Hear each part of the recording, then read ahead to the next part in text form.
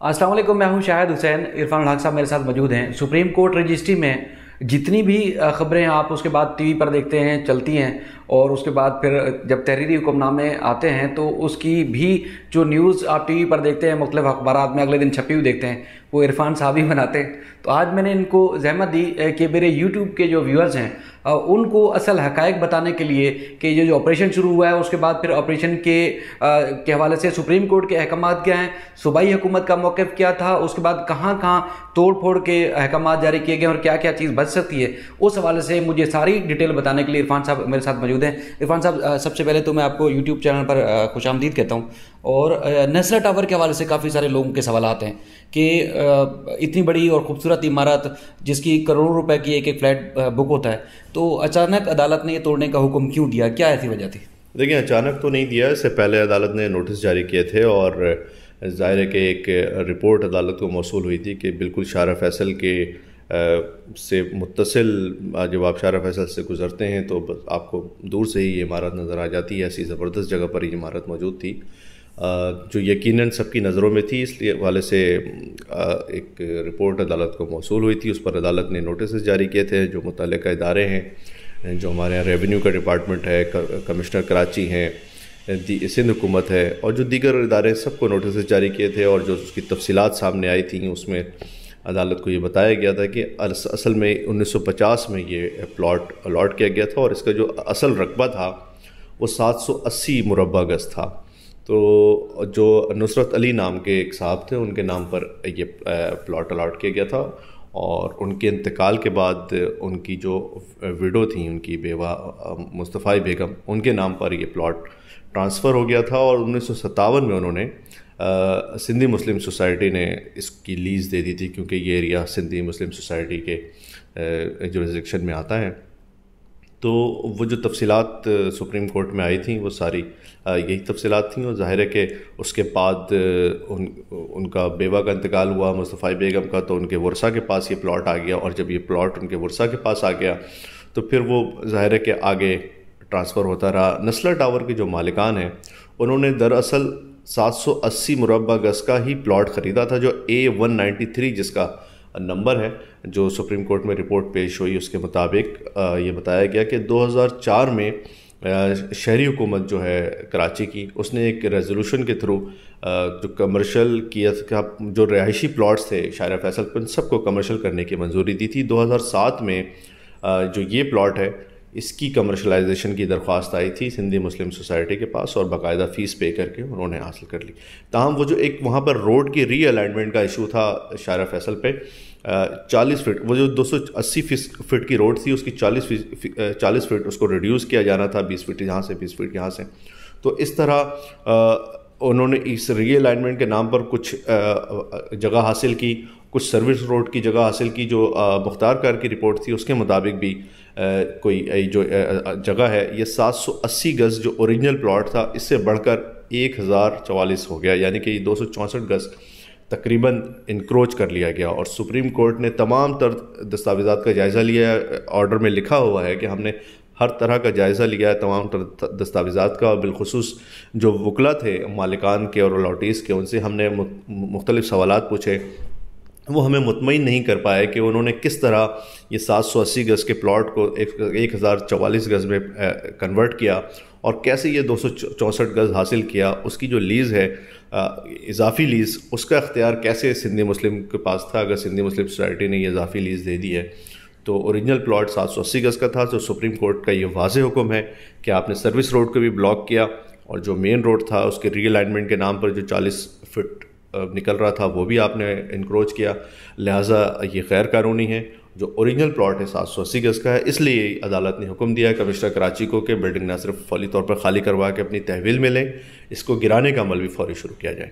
तो जो मुतासिरीन होंगे जिन्होंने पैसा लगाया उनको तो इसकी असल मलकियत का, ज़मीन की अलाटमेंट का तो इल्म नहीं था, तो जिन लोगों ने पैसा लगाया उनका पैसा कौन देगा? ये बड़ा अहम सवाल है। कराची में ऐसी सैकड़ों इमारतें हैं, सैकड़ों रिहायशी मनसूबे हैं जहाँ पे लोग इन्वेस्टमेंट करते हैं, अपनी रिहाइश के लिए पैसे लगाते हैं। और ये तो खैर बहुत ही ये कह सकते हैं कि अमीरों की जगह थी, करोड़ों रुपए की जगह, करोड़ों रुपए का फ्लैट एक एक था। मगर जो छोटे मोटे इलाके हैं, सुरजानी टाउन है, इस तरह और जो लोअर मिडिल क्लास के इलाके हैं, वहाँ पर 50 लाख 60 लाख की इन्वेस्टमेंट जो लोग करते हैं उनका क्या होता है अगर उन्हें बाद में पता चले कि ये गैर कानूनी जगह थी, क्योंकि लोगों के पास इतना एक्सेस नहीं होता कि वो ज़मीन के बारे में मालूमात हासिल कर सकें और तस्दीक कर सकें।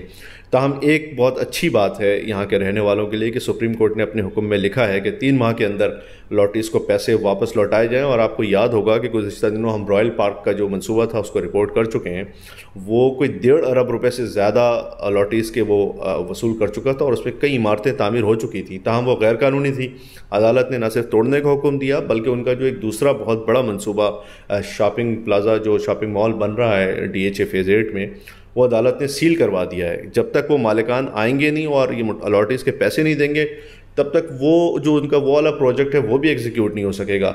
लिहाजा ये हुक्म भी वाज़े इसमें लिखा गया है कि अगर 3 माह के बाद मुतासरीन को 3 माह के अंदर पैसे नहीं मिले तो मुतासरीन का ये हक है कि वो अपने मार्कअप के लिए भी क्लेम कर सकें और एक अलग कानूनी कार्रवाई भी मालिकान के ख़िलाफ़ कर सकें। तो ये एक अच्छी पेशरफ्त है। अदालत को इस तरफ भी मेरा ख्याल है अब अदालत सोच रही है कि जो लोग गैर कानूनी ज़मीनें ले लेते हैं वो तो बेचारे रुल जाते हैं, उनका घर गिर जाता है, मगर वो कहाँ जाएंगे? और जो लोग गैर कानूनी ज़मीनें फ़रोख्त करते हैं, अलॉट करते हैं, उनके ख़िलाफ़ कोई कार्रवाई नहीं होती। मगर ये एक अच्छी पेशरफ्त है कि अलॉटीज़ को रकम वापस करने का एक हुक्म अदालत ने बाकायदा लिखवा दिया है। अच्छा इरफान साहब, जब ये सुप्रीम कोर्ट से ऑर्डर हुआ था KD ऑफिसर्स क्लब को गिराने का, मैं जब वहाँ गया तो वहाँ पर जो इनकी इलेक्टेड बॉडी थी उन लोगों ने बताया कि हम बॉडी के लोग हैं, तो सुप्रीम कोर्ट का उनका कहना था कि सुप्रीम कोर्ट ने ये चीफ जस्टिस ने ज़बानी अहकाम दिए और फौरी उस पर अमल दरामद होना शुरू हो गया, यानी कि ऑफिसर्स क्लब को गिराना शुरू कर दिया कि इंतजामिया ने। और एक तो ये बताइएगा क्या बाकी ज़बानी हुक्मनामा था सुप्रीम कोर्ट का, और दूसरा ये कि कौन कौन से हिस्से ऑफिसर्स क्लब के अदालत ने मसमार करने का ऑर्डर दिया अपने तहरीरी हुक्म में? ये कश्मीर रोड पर जब आप दाखिल होंगे तो ये एक पूरा एक यहाँ से जब आप शारा कायदीन से दाखिल होते हैं और जेल रोड तक जाते हैं, पूरे कश्मीर रोड पे एक लेफ़्ट साइड पे जो ये आपको ज़मीन नज़र आती है, ये सारी ये रिफाई प्लॉट है बेसिकली। ये मास्टर प्लान के अंदर मौजूद है रिफाई प्लॉट के तौर पर। और यहाँ पर खेल का मैदान बनना था और खेलों की जो तफरी है, पार्क है, ये बनने थे, मगर वहाँ पर ऑफिसर्स क्लब बना दिया गया, मुख्तलिफ तामीरात कर दी गई। वो अदालत ने गिराने का वाज़े हुक्म दिया है और तहरीरी हुक्मनामे में ये बाकायदा मौजूद है कि जो स्विमिंग पूल है और टेनिस कोर्ट है, इसके अलावा जो भी वहाँ तामीरात हैं उसे गिरा दी जाएँ। और एक बहुत बड़ा रकबा है जिसको अदालत ने कहा है कि तामीरात गिरा के उसको पार्क में कन्वर्ट किया जाए, जॉगिंग ट्रैक्स बनाए जाएँ, वॉकिंग ट्रैक्स बनाए जाएँ, एक अच्छा पार्क पब्लिक के लिए बनाकर खोला जाए, उसकी कोई फ़ीस ना ली जाए। आवाम के लिए, जो वहाँ के शहरी हैं, मकामी लोग हैं, अहल इलाका हैं, बच्चे हैं, उनके लिए वो प्लॉट को उसको पार्क में कन्वर्ट करके उसको खोला जाए। और ये वाज़े हुक्म मौजूद है तहरीर हुक्मनामे में भी। यकीनन जो लोग वहाँ पर, जो इंतज़ामिया वहाँ पर पहुँचेगी गिराने के लिए और जो कार्रवाई कर रही है इंक्रोचमेंट के ख़िलाफ़, वो यकीनन वो तहरीरी हुक्मनामा उन लोगों को ज़रूर दिखाएगी जो लोग वहाँ पर ऑक्यूपेंट्स मौजूद हैं।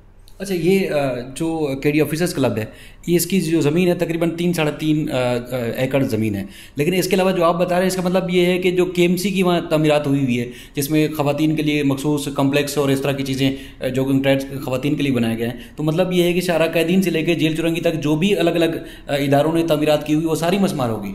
जी, आपको याद होगा कि इससे पहले भी अदालत ये हुक्म दे चुकी है कि जो कश्मीर रोड पे गैर कानूनी तामीरात हैं वो गिरा दी जाएँ। वो शादी हॉल्स थे वहाँ पर बहुत सारे, वो गिरा दिए गए हैं, मगर वहाँ पर दूसरी तामीरात शुरू हो गई।